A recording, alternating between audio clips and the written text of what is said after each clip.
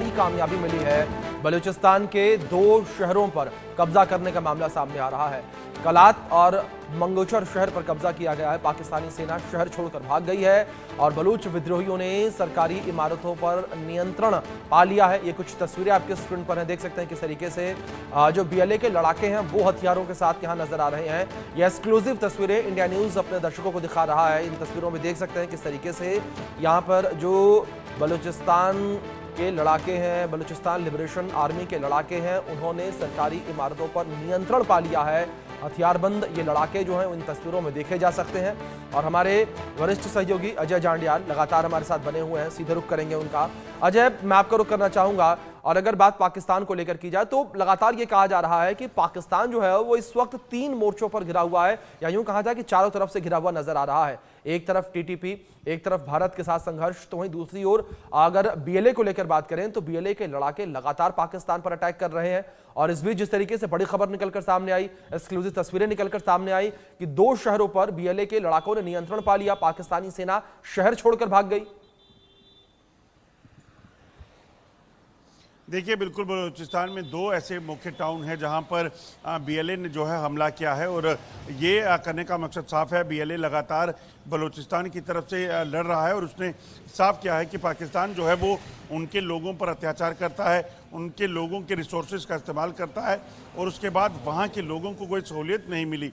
पिछले कई सालों से बलूचिस्तान जो है इस जंग को जारी रखे हुए था, मगर जो पीसफुल जंग थी उसको अब एक सेना का रूप जो है इसलिए दिया गया था क्योंकि पाकिस्तान में जब बलूचिस्तान में लगातार प्रदर्शन होते थे तो उन मासूम लोगों को अगवा करना, उनकी हत्याएं कर देना, महिलाओं के साथ उत्पीड़न करना, ये तमाम चीज़ें जो हैं उन्होंने देखी। तो ऐसे में ये बड़ा फैसला और अब ताज़ा जानकारी के मुताबिक 2 शहर जो हैं उस पर बलूचिस्तान ने हमला किया और वहाँ जो है उसको अपने कब्जे में ले लिया है बीएलए ने और वहाँ पर जो पाकिस्तानी सेना थी वो वहाँ से भाग गई है। और दरअसल अगर आप देखें तो इस वक्त ना सिर्फ बलूचिस्तान बल्कि खैबर पख्तूनख्वा और पीओके का इलाका जो है वो भी लगातार सरकार के खिलाफ आमदा है, लगातार सरकार के खिलाफ विरोध प्रदर्शन कर रहा है। तो पाकिस्तान के लिए अंदरूनी हालात जो हैं वो काफ़ी चिंताजनक बने हुए हैं।